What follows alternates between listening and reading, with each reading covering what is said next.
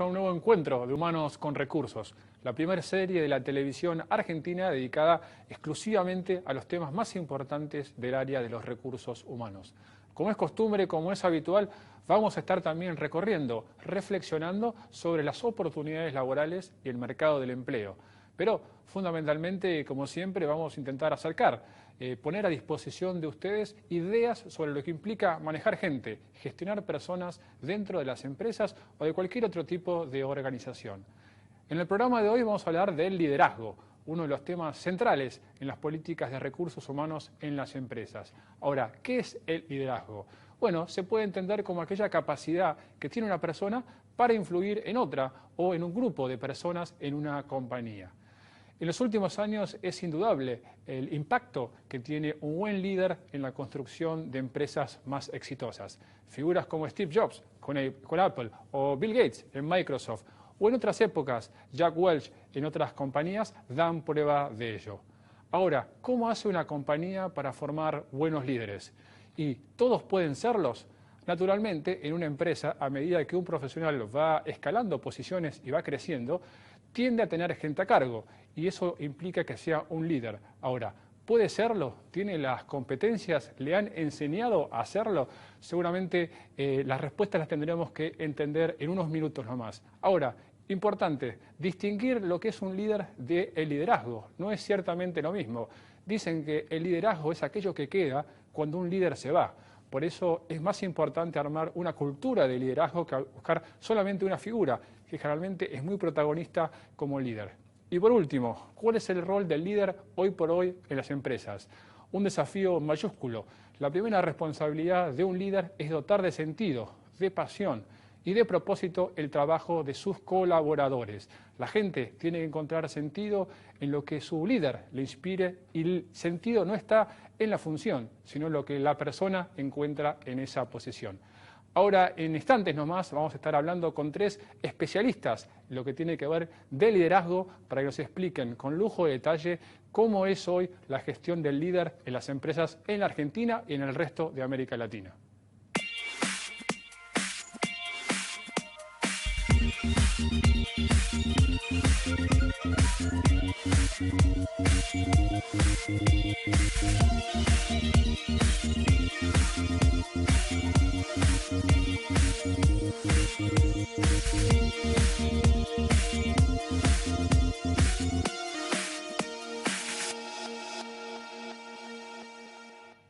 Bien, y seguimos en Humanos con Recursos en el programa de hoy hablando de liderazgo y estamos ya con nuestros invitados. Estamos en primer lugar con Ignacio Letemendía, que es gerente de Recursos Humanos de Biocidus. También nos acompaña Luis Albain, que es vicepresidente de Recursos Humanos de Pan American Energy y también tiene una actividad docente. Y también estamos con José Luis Roses, que es director del CDL en el ITBA. Ignacio, Luis, José Luis, gracias por estar con nosotros. Y me gustaría, como para romper el hielo, una cuestión central en el tema del liderazgo. La pregunta es, ¿ser líder se nace o se hace?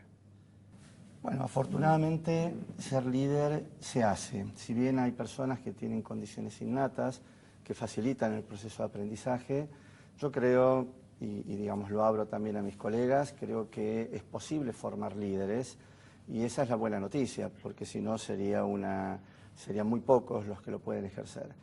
No es una formación similar a la que uno forma un manager o un gerente, es una formación distinta, pero es factible. Es una pregunta de las más clásicas en tema de liderazgo, porque lo primero, en términos casi comunes, uno piensa que hay pocos que nacieron para ser líderes. Esa pregunta una vez se le hicieron a Jack Welch. Y Jack Welch dijo, en realidad, yo de todos los que conozco que son líderes, primero nacieron. O sea que antes de desarrollarse hay que nacer. Y en realidad lo que dice Luis es cierto, hay una razón antropológica. Los seres humanos provenimos de los simios y los simios tienen condiciones que hacen de imitación y de dominancia, que son las que nosotros replicamos en el día a día. Ahora, lo curioso es que cuando esta pregunta uno lo hace en auditorios masivos y le pregunta sobre todo a directivos quiénes son líderes, yo tengo una estadística hecha no solamente acá, sino en varios lugares en el mundo. En promedio, en términos, los países latinos levantan la mano el 25% de la gente. ¿Eso por qué es? ¿Y eso por qué? Porque realmente el estudio Globe de Wharton demostró que hay una conciencia en los países latinos que la palabra liderazgo y la palabra líder está asociada a connotaciones negativas. Lo asociamos a figuras de autoridad, al patrón, al dueño, y no al verdadero sentido que le damos al liderazgo en términos de management, que es algo distinto. Hay una cosa, yo creo que algo se nace, algo se hace en un MBA o en un curso de leadership, pero fundamentalmente se hace trabajando en distintas posiciones, distintos desafíos que te da la empresa y equivocándote. Hay una anécdota del creador de IBM, que había un joven promisorio, ejecutivo, que había perdido $30.000 en un proyecto. Y él creía que lo iban a echar. Entonces va a verlo a Watson y le pregunta cuál es su situación. No, vas a seguir la empresa. ¿Pero por qué? Porque acabo de invertir $30.000 en tu carrera. Bien, y hay algo que dijiste vos, José Luis, que quiero retomarlo sobre lo que implica el líder. Porque las nuevas estructuras, ustedes me podrán coincidir, tienden a ser más chatas, menos jerárquicas, y también hay una tendencia, sobre todo empujado por los jóvenes, las generaciones sí, a tener un trabajo mucho más colaborativo. Vos decías algo, el liderazgo está concebido, o tal vez mal entendido, como que hay un patrón. Digo, con las nuevas generaciones, los cambios sociodemográficos, ¿cambia lo que tiene que ser un líder? Bueno, a ver, este es el gran dilema que tenemos todos los que tratamos con jóvenes y encontramos que nuestras figuras del pasado han cambiado.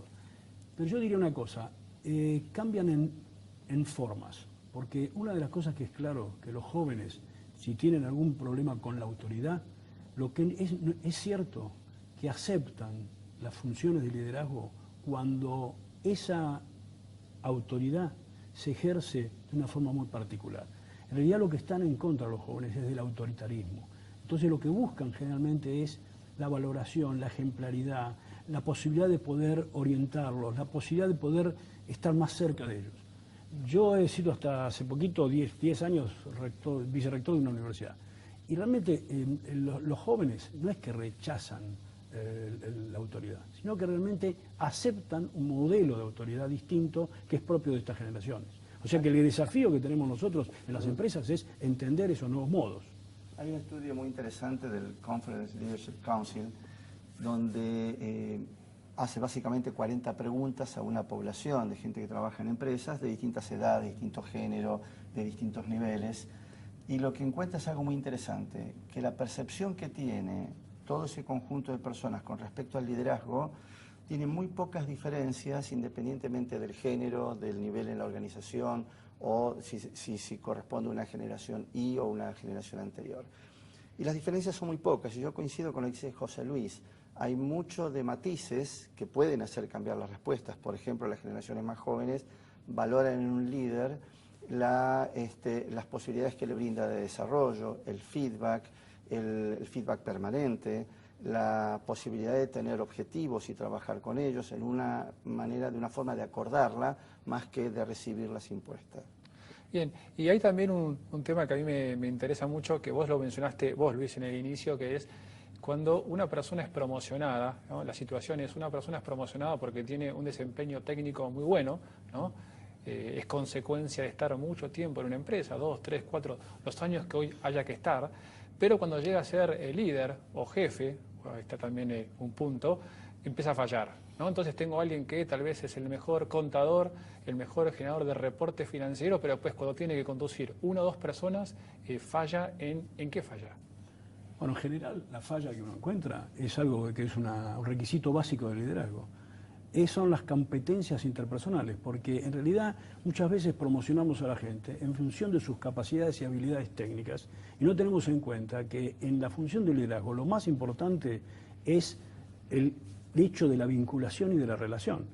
Si vos me decís de los líderes que vos conocés, ¿por qué fallan? Fallan en el estilo, fallan en la forma de resolver las relaciones, porque están regidos por un modelo emocional y no siempre las capacidades técnicas están ligadas con la capacidad emocional. Nosotros que hemos vivido en organizaciones con muchos años para poder formar generaciones de líderes, sabemos claramente que no siempre el mejor técnico, ni el mejor contador, ni el mejor ingeniero va a ser aquel que tiene las mejores capacidades de liderazgo para influir. Hay carreras técnicas en las cuales esta persona con grandes habilidades técnicas, grandes conocimientos, puede seguir creciendo en una organización sin liderar personas. O sea, esa sería una solución muchas veces para retener ese talento que es necesitado en esa empresa. Justamente a partir de esta observación, mucha gente que no es que no tenga condiciones, sino que su interés pasa por desarrollarse como un experto en una determinada área de competencia, y que quizás lo que estamos empezando a descubrir es lo que muchos llaman carrera dual, por lo menos en la compañía en la que estoy lo tratamos de implementar, que permite desarrollos de carrera aún a niveles que en muchas de las empresas son niveles de gerentes y de directores, pero en un desarrollo técnico, siendo el número uno referente a una determinada especialidad. Ahora, eso imagino que implica mucha comunicación, porque hay que explicar eso, ¿no?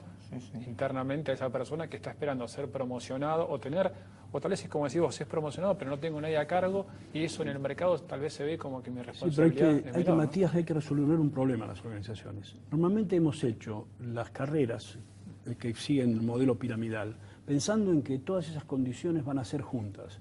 Yo creo que una de las decisiones más importantes que hacer en organizaciones, sobre todo organizaciones donde lo tecnológico es importante, es separar a veces carreras tecnológicas de las carreras gerenciales. ¿Por qué? Porque las organizaciones requieren tener también líderes tecnológicos, que son gente que está muy especializada y muy conocedora y no necesita de alguna manera estar en carreras gerenciales para poder ascender en sus situaciones de compensación, de beneficios. Entonces, si vos no haces un split de eso, muchas veces te encontrás que llevas al límite de incompetencia, el viejo lema de Peter, a mucha gente que no está preparada para ello. Y como decía Luis, que probablemente tampoco tienen la voluntad y el interés, porque su vida y su desarrollo pasa por otra cosa. Bien, para primero hay que conocerlos, hay que estar cerca de esas personas, saber cuáles son también sus intereses. Me gustaría tal vez ahora hacer algo, tal vez para los que lo están mirando, sencillo, decir, bueno, ¿cuáles son las características que ustedes dicen, bueno, un líder, el mejor líder, ¿qué tiene que tener? Matías, yo creo que tiene que tener criterio, tiene que tener valores fuertes, arraigados, y tiene que tener la habilidad de tomar decisiones difíciles. Gana seguridad un líder en tomar decisiones difíciles y no esquivar a situaciones que tiene que resolver. Yo lo que dice Nacho, que son todas competencias y características básicas, agrego una que para mí es vital, que es que en el desarrollo que nosotros hemos hecho en el CDL con casi más de 700 personas, desarrollo de líderes, hay una primera condición que es a veces dura, porque es primero hay que ser líder de uno mismo. Hay una competencia intrapersonal que hay que tener. Es muy difícil ser efectivo líder de los demás si uno no es líder de uno mismo. Y esto lleva a tener un autoconocimiento, a tener una autorreflexión, a pensar cuántas veces yo a través de mis conductas soy coherente, consistente. Y eso es lo que más cuesta. Yo diría más que si uno dice, cuando encuentra una gente que tiene vocación por querer transformarse, una de las cosas que uno hay que trabajar es, ¿estás dispuesto a pensarte en vos mismo para ser coherente? Pero la empresa ahí, lo decía Luis en el inicio, o sea, dijimos que se puede hacer un líder, ¿no? Entonces, ¿cómo consigue todo esto que vos decís? La organización, recursos humanos, el coaching, los pares, la persona, o sea, ¿cómo es el ejercicio para decir, bueno, yo quiero, pero reconozco que tal vez tengo limitaciones, ¿no? No, bueno, lo primero que tiene que darse son condiciones para el liderazgo, porque el líder solo no existe, el líder puede existir.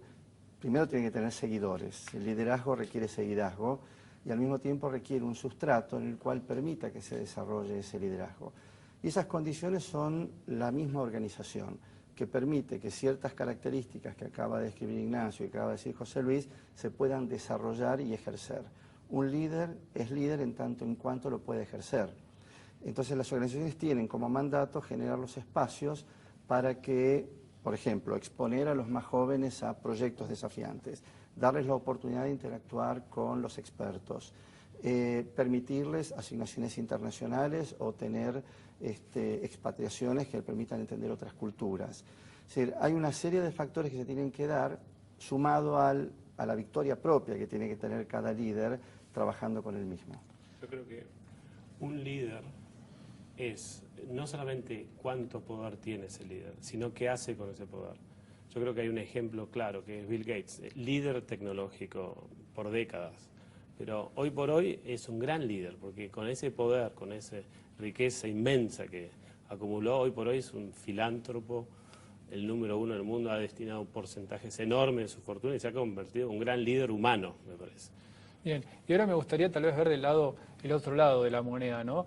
Y tal vez que ustedes tengan el tiempo para explayarse. ¿Cuáles son los errores, ¿no? O sea, más frecuentes que uno ve, dice, mira, esta persona está fallando, se está equivocando en esto cuando es líder? Por ejemplo, asociado a la comunicación, asociado a tal vez conseguir motivar a su equipo. Bueno, arranco porque esta sería una gran lista, pero yo diría más, si uno empieza a hacer balance, yo encuentro del lado de lo que nosotros llamamos el estilo, de la forma de actuar, la mayor parte de los errores. El no saber escuchar, el fundamentalmente actuar con soberbia, en la posibilidad de poder de alguna manera pensar que cuando él tiene algo en la mente ya todo el mundo lo ha entendido. Esa forma de poder tener demasiado, generar mucha determinada presión en muchas situaciones que a veces no están en los tiempos de sus colaboradores o seguidores, como decía más, pero todas son formas. Yo en realidad te digo sinceramente, en mi experiencia he trabajado muchos años en organizaciones, las fallas de liderazgo están muchas más dadas por ese tipo de cosas, con un agravante. La gente no se va de las empresas, se va de sus jefes. Porque en realidad, un estudio que hemos participado, Jacques Fitzent, demuestra que la razón por la cual una persona toma una decisión para retirarse de una empresa, en el 90% de los casos está relacionada con la conducta de sus jefes. ¿Qué quiere decir? Que se cansan de sus jefes, no se cansan de la empresa.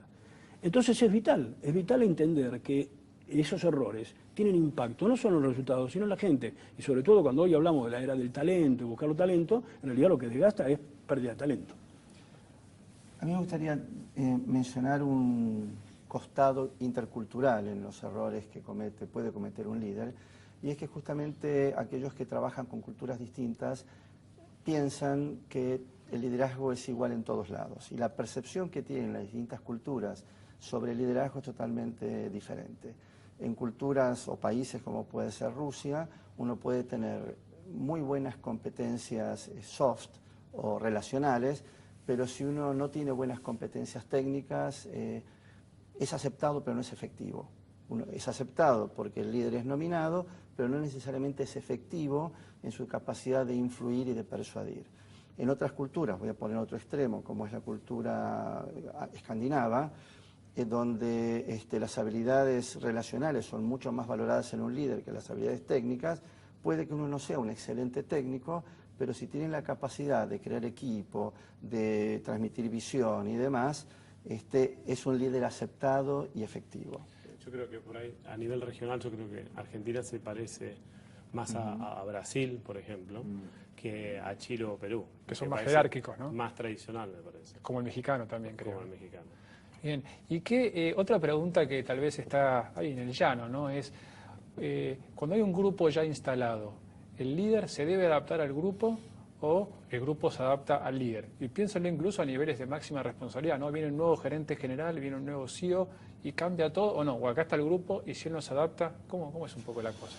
A ver, una de las capacidades básicas de un líder es la adaptabilidad. La primera pregunta es entender la situación, entender por qué yo voy a cambiar a un grupo o no estoy contra el grupo. Creo que la pregunta que vos haces es muy genérica, pero te diría más. La primera obligación de todo nuevo líder en una organización es entender lo que ocurre, los factores que rodean precisamente a ese grupo, de dónde viene ese grupo, o sea que hay una insight. Yo creo que es muy temeroso y muy poco efectivo la posibilidad de que alguien que asuma suponga ya desde un primer momento en que en realidad él tiene que imponer a través de un modelo muy autoritario, no sé si lo estás expresando así, pero... No, pero digo, puede tener un estilo más empático, más colaborativo, pero en el fondo él querer imponer un punto de vista, una cultura... Claro, yo creo que eso tiene riesgos, y yo creo que a lo mejor es lo conveniente que hay que hacer, pero yo creo fundamentalmente, no creo en los líderes, yo creo en el proceso de liderazgo. A ver... Porque realmente creo que hay una confusión básica cuando alguien no levanta la mano, como yo decía, en pensar que es un hecho individual. Y yo estoy convencido que el liderazgo es un proceso colectivo, no es un hecho individual.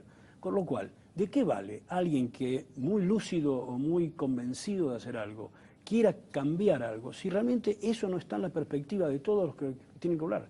Yo creo mucho más en las coaliciones de líderes, que realmente es un problema básicamente de poder generar alguna idea, una visión, que es compartida y que finalmente se traduce en resultados cuando todos empiezan a generar con determinada coherencia y consistencia acciones comunes. Dicen que en realidad el liderazgo es, como definición, justamente lo que queda cuando se va un líder, ¿no? Esa capacidad que tiene la compañía, La ¿no? impronta que quedó. Exactamente, ¿no? Porque si solamente los líderes están por sí solos, cuando se van, todo eso se Vos, pierde. cuando hablaste del poder de influencia para obtener resultados, y yo le agregaría a esa definición resultados perdurables. Correcto. Es muy fácil conseguir resultados a corto plazo, pero que no sean perdurables. Esa es una de las características que tiene un líder global que trabaja con equipos virtuales y que tiene equipos a distancia. Dado que no puede ejercer un rol de líder presencial, mirando todos los días, apoyando, palmeando, etcétera, necesita construir primero una visión, que esa visión sea entendida, tiene que ser una persona creíble, y la credibilidad es un proceso. Por eso comparto con José Luis que el liderazgo es un proceso y en el proceso es donde aprende. Es de esa manera donde un líder puede, cuando se retira, saber si fue un verdadero líder, porque lo que queda es esa visión y lo que queda es esa forma de ejercer el liderazgo. Bien, y me parece importante, Luis, lo que dijiste, justo te iba a hacer ese punto, ¿no? Cómo hoy, dentro del liderazgo, el rol de la comunicación, cómo estar atentos a organizaciones que son cada vez más globales, más virtuales. Hoy puede pasar que mi jefe esté tal vez en Brasil, en Europa, y hoy tengo un jefe matricial en Estados Unidos, y cómo hago para mantener esa cercanía, esa comunicación con un mundo cada vez más globalizado y más virtual. Pero me gustaría una opinión breve de ustedes con lo que implica gestionar o liderar profesionales de las nuevas generaciones, concretamente la generación Y, ¿no? Yo creo que antes el poder estaba concentrado arriba de la organización. Hoy por hoy está más diluido, hay menos niveles jerárquicos. Entonces la persuasión y la inspiración hacia jóvenes es fundamental. Antes se ejercía el liderazgo por coerción o por la fuerza, que hemos salido un poco de eso y ha ocurrido una evolución de la sociedad en general. Las sociedades son más democráticas. Vas a tener mayores desafíos de autoridad, con respeto y con disciplina eso se puede superar y podemos seguir trabajando con esos desafíos que están ocurriendo y hay que estar mucho más cerca de esos niveles nuevos que están ingresando a nuestras organizaciones. José Luis, vos dijiste que tenías hijos, tenés nietos. Sí, con lo cual tengo un experimento cotidiano de varias generaciones en simultáneo. ¿Qué pasa concretamente? Cuando sos un jefe, un líder, viene un reporte y me dice, José Luis, estoy muy contento acá, pero me voy a ir 6 meses a Nueva Zelanda porque, no sé, me levanté así hoy. Sí, sí, en realidad hoy nosotros nos encontramos con preguntas y con posiciones que jamás nos habíamos imaginado, inclusive desde el reclutamiento, en la selección, hacen preguntas, por ejemplo, los chicos dicen, a ver, ¿cuál es el día, por ejemplo, el jueves? ¿Puedo salir más temprano porque hago pool o porque de alguna manera el viernes a la mañana hago yoga? ¿Viste? Todas esas cosas que eran preguntas descalificadoras en cualquier selección antigua. Pero hoy yo creo que eso es muy genuino. Y yo creo que el gran desafío que tienen los gerentes y las organizaciones es adaptarse a eso. Ahora, hay algo que acá se dijo. Los jóvenes en realidad hoy están poniendo mucha exigencia a estos líderes en ser mucho más transparentes, en generar mucho más nivel de consistencia y sobre todo por un hecho fundamental, lo quiero relacionar con la virtualidad. Hoy el tema de redes permite tener un nivel de información de lo que ocurre dentro de las empresas que muchas veces no ocurre en la relación cotidiana. Es decir, el Twitter o el Facebook pone en relación de comunicación afuera o adentro mismo de la organización, dentro de las redes, datos que nosotros antes formaban parte de los que llamábamos los undiscussables, lo que no se discutía. Hoy muchas de esas cosas que no se discuten están en las redes. Con lo cual es un motivo, desde el punto de vista de ser mucho más coherente y mucho más sensible a qué es lo que está pasando. Yo creo que vamos a un modelo, precisamente por este cambio generacional, a un modelo de liderazgo que yo admiro, mucho más democrático, pero yo lo veo más sano. Yo creo que es mucho menos especulativo y menos cínico que lo que era a lo mejor en mi época. Porque la demanda, en mi opinión, de estas generaciones pasa más por un liderazgo de tipo modelo visible, un liderazgo donde hay más transparencia, es más conversada la cosa, ya no es tan impuesta, es un liderazgo donde está basado en valores, porque los valores son lo que, visto desde el joven, hacen que, aunque el líder no esté presente, los valores prevalecen. Esto tiene que ser algún ejercicio transparente, aún en las evaluaciones de desempeño que las organizaciones pueden tener como elementos formales, pero también en esas oportunidades de interacción informal que pueden tener los líderes con la gente joven. Los after office, las reuniones en la cafetería, las charlas de pasillo. Estas son oportunidades de construir un liderazgo a partir desde donde los jóvenes ven ese liderazgo. Ya no es la oficina, el escritorio o la tarea, es también todo aquello que se proyecta desde la oficina, el escritorio o la tarea. O sea que acompañar tal vez a un colaborador a jugar un partido de fútbol o a tomar algo después del trabajo es parte del rol del líder. Sin dejar de eso el rol del líder. El líder, sobre todo en las nuevas generaciones, influye y persuade. Y esto lo hace no desde la instrucción, lo hace desde generar en el otro, desde la credibilidad que puede tener el líder, pero generar en el otro el interés por seguir a un determinado líder, independientemente de que sea en el ámbito laboral. Lo sigo porque es coherente en todo su ser. A ver, yo la única cosa que quisiera dejar al lado para que nadie se confunda, que yo no creo en el líder mítico, ¿no? Ni heroico. No. Yo creo en el líder de la GCU, que es la gente como uno, ¿no? O sea que en realidad no imaginar que todo lo que dijimos esto es para unas pocas personas. Todos pueden serlo. En realidad todos deben serlo. Bien. Todos deben serlo. Bien. Se nos acaba el tiempo ya, gracias José Luis, Luis y Ignacio también. Solo quiero agregar, sí, un tema que me parece muy importante con el líder, que el rol número uno o la función número uno de un líder es dotar de sentido el trabajo de sus colaboradores, ¿no? Que le pueda dar el propósito, la pasión que tienen en cada día. Ese es el deber número uno y si no, como dijo antes José Luis, seguramente la persona que trabaje conmigo tal vez se vaya o renuncie. Bien, hasta acá llegamos entonces en el programa de hoy. Como siempre, si quieren revivir este u otros temas del programa, pueden seguirnos en nuestras redes, en Facebook, en Twitter, en YouTube y en LinkedIn estamos, también en nuestra dirección de correo electrónico o a través de nuestra página web. Y recuerden que todos los miércoles también nos pueden seguir por la radio en FM Millennium 106.7. Hasta la próxima. Chau.